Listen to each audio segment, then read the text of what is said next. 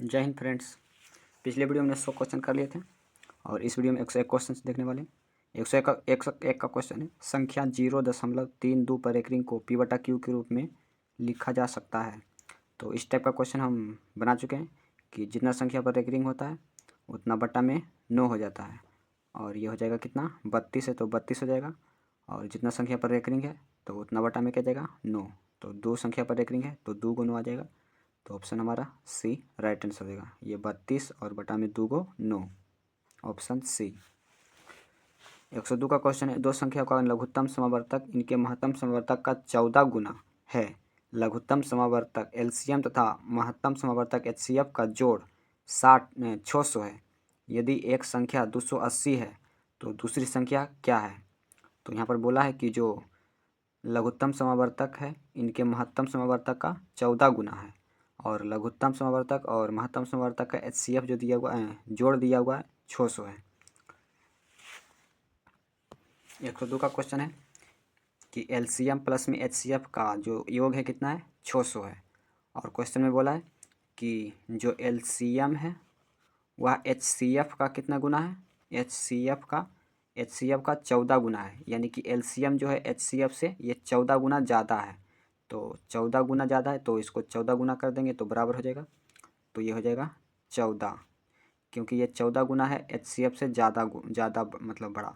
तो इसको जब 14 से गुना करेंगे तो क्या हो जाएगा बराबर। तो एलसीएम इक्वल टू क्या हो जाएगा 14 एचसीएफ। तो यहाँ से हम इसको मान लेंगे समीकरण 1। तो समीकरण 1 से इसमें हम मान रख देंगे क्या एलसीएम का। तो इसमें एलसीएम का मान कितना है 14 एचसीएफ। तो एलसीएम का मान जब इसमें रखेंगे तो क्या जाएगा ये 14 एचसीएफ और प्लस में एचसीएफ और इक्वल टू में 600। और ये 14 एचसीएफ प्लस में 14 एचसीएफ एक एचसीएफ, तो ये आ जाएगा कितना 15 एचसीएफ। 15 एचसीएफ, ये 14 एचसीएफ और ये एक एचसीएफ आ जाएगा 15 एचसीएफ। ये हो जाएगा 600। यहाँ से एचसीएफ इक्वल टू क्या जाएगा 600, और ये बट्टा में गुना है तो इधर का बट्टा में जाएगा 15, और ये 15 से विभाजित हो जाएगा। 15 चौका में 64 और ये 0, 15 चौका में 60 हो जाएगा। तो 15 चौका 60 और ये बच गया क्या 0। तो एचसीएफ यहाँ से कितना आ जाएगा 40। हमारा एचसीएफ आ गया 40। अब समीकरण में एचसीएफ का मान रख देंगे 40 तो हमारा एलसीएम आ जाएगा। तो इसमें जब एलसीएम इक्वल टू किया जाएगा 14 गुना में एचसीएफ का मान 40। तो एलसीएम इक्वल टू आ जाएगा ये 14 चक्का में 56, 560। और हमको दिया हुआ है एक संख्या का मान दिया हुआ है कि जो एक संख्या है 280 है, और गुना में दूसरी संख्या हमको निकालना है। मान लेते हैं कुछ ए मान लेते हैं। और हम जानते हैं कि दो संख्या का जो गुणनफल होता है वो एचसीएफ और गुना में क्या होता है एलसीएम। तो यहाँ से ए इक्वल टू क्या जाएगा एचसीएफ का मान कितना है 40 और गुना में एलसीएम का मान कितना है 560, और ये गुना में है तो ये बराबर के साइड का तो बट्टा में। तो ये बट्टा में कितना आ जाएगा 200 में 80। तो यहाँ से 0 से 0 कैंसिल, और ये हो जाएगा 28 गुना में 56, और यहाँ से 40 गुना में 2 हो जाएगा। तो ए का मान कितना आएगा 40 गुना में 80। तो हमारी दूसरी संख्या कितना आएगा 80। तो 102 का हमारा राइट आंसर क्या हो जाएगा ऑप्शन बी। 103 का क्वेश्चन है, x पर पावर n+1 का एक गुणक x+1 है तो n निश्चित रूप से है। यानी कि इतना का गुणक कहने का मतलब हुआ कि ये जो x पर पावर n+1 है ये x+1 से विभाज्य है, पूरा विभाज्य है। तो हम n के जगह कितना रखें कि x+1 से पूरा विभाजित हो जाए। तो n निश्चित रूप से मतलब कौन सी संख्या आ सकती है, एक विषम पूर्णांक या एक सम पूर्णांक या एक ऋणात्मक पूर्णांक एक धनात्मक पूर्णांक। इसमें से कौन सी संख्या आएगा n के जगह कि ये x+1 से विभाजित हो जाए। तो जब हम n का मान विषम पूर्णांक रखेंगे तो ये x+1 से पूरा क्या हो जाएगा विभाजित हो जाएगा, कोई भी शेष नहीं बचेगा। तो जब एक विषम पूर्णांक होगा तब, जैसे कि n का मान 1 रखेंगे विषम संख्या, तो x+1 और बट्टा में x+1 तो विभाजित हो जाएगा, और जब 2 रखेंगे सम संख्या तो विभाजित पूरा पूरी नहीं होगा। तो ऑप्शन हमारा ए राइट आंसर हो जाएगा। 104 का क्वेश्चन, निम्नलिखित में से कौन सा भिन्न दशमलव प्रसार शांत है? तो इसमें से हमको बताना है कि कौन सा जो दशमलव प्रसार किसका शांत होगा, किस भिन्न का दशमलव प्रसार शांत आएगा।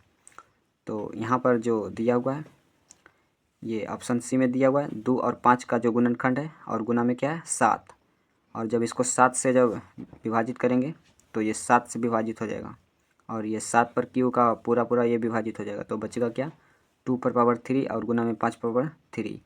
जब 2 और 5 का जब हर का गुणनखंड होता है तो उसका दशमलव प्रसार क्या होता है, शांत होता है। जब इसको विभाजित करेंगे तो ये कट जाएगा, तो ऑप्शन हमारा सी राइट आंसर हो जाएगा। 105 का क्वेश्चन है, संख्या रेखा नंबर लाइन पर प्रत्येक बिंदु प्रदर्शित करता है।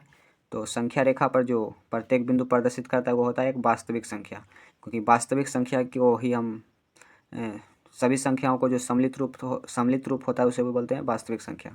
तो संख्या रेखा पर हम सभी प्रकार की संख्याओं के बारे में पढ़ते हैं, तो ऑप्शन ए हमारा राइट आंसर हो जाएगा, एक वास्तविक संख्या। 106 का क्वेश्चन है, यदि n एक प्राकृतिक संख्या है तब √n है। तो जब n एक प्राकृतिक संख्या है तो n की जगह कितना आएगा, 1 2 3 4, तो 1 हो जाएगा, तो ये परिमेय संख्या हो जाएगा। जब 1 रखेंगे तो इसका पूरा पूरा वर्गमूल निकल जाता है कितना, 1। अगर 2 रखेंगे तो 2 का पूरा पूरा वर्गमूल नहीं निकलता है। अगर 3 रखेंगे तो 3 का भी नहीं निकलता है, तो अपरिमेय संख्या हो जाएगा। और अगर 4 रखेंगे तो 4 का पूरा पूरा वर्गमूल निकल जाता है, तो परिमेय भी हो जाएगा और क्या हो जाएगा, अपरिमेय भी।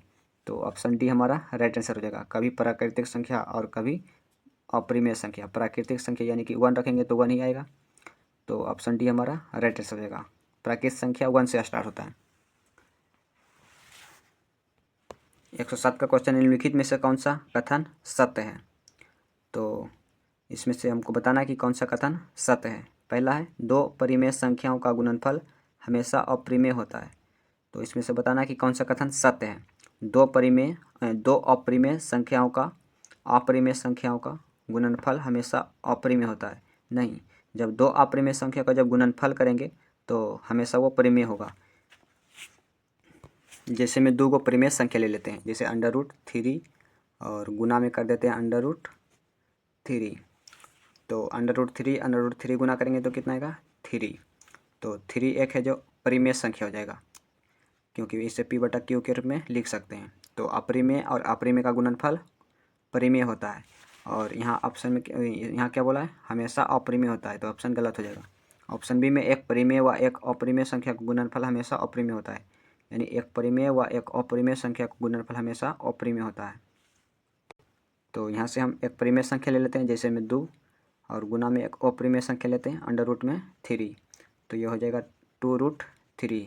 तो ये कौन सी संख्या आया, ये एक आया अपरिमेय संख्या।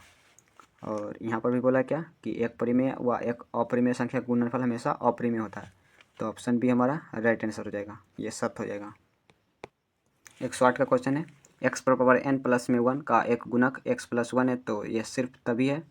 तो यह क्वेश्चन हम पिछले क्वेश्चन में कर चुके हैं, तो इसका राइट आंसर क्या हो जाएगा, ऑप्शन बी, n एक विषम पूर्णांक होगा कि n के जगह कितना आएगा, एक विषम पूर्णांक, तो x+1 से पूरा पूरा विभाजित होगा, तो ऑप्शन बी हमारा राइट आंसर हो जाएगा। 109 का क्वेश्चन, निम्नलिखित में कौन अभाज्य संख्या है? तो इसमें से हमको बताना है कि कौन सा अभाज्य संख्या है। तो अभाज्य संख्या हमारा क्या हो जाएगा, 11 है जो हमारा अभाज्य संख्या हो जाएगा। 110 का क्वेश्चन है, यदि 2 संख्याओं का HCF 15 और LCM 90 है तो हमको बताना है कि संख्याओं का गुणनफल होगा। तो हम जानते हैं कि संख्याओं का जो गुणनफल होता है वो HCF और गुना में LCM के बराबर होता है। तो दो संख्याओं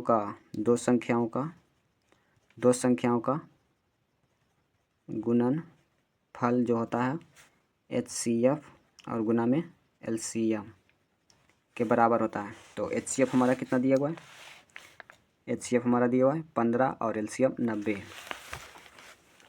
तो यहाँ से HCF को मान निकालते हैं कितना, 15 और गुना में 90।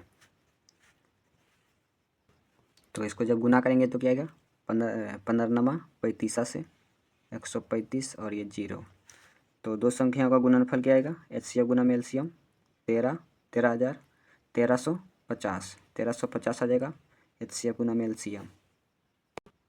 तो 110 का हमारा राइट आंसर क्या हो जाएगा, ऑप्शन सी। तो चलिए इस वीडियो में इतना ही, फिर मिलते हैं अगले वीडियो में।